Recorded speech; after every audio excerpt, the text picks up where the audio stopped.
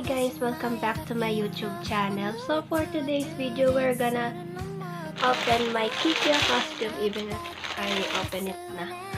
The Kikyo costume, I ordered from Lazada.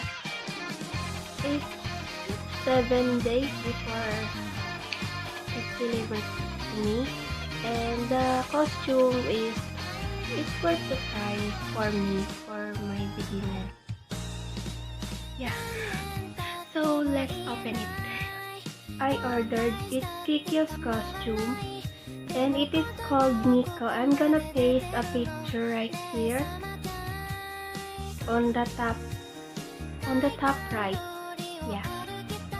It's complete and has good quality. And I love it so much because it's my first cosplay I'm gonna do. Why I pick Kikyo? Kikyo has that kind of natural beauty that I can wear less makeup, and it's my first time becoming an anime character. Yeah.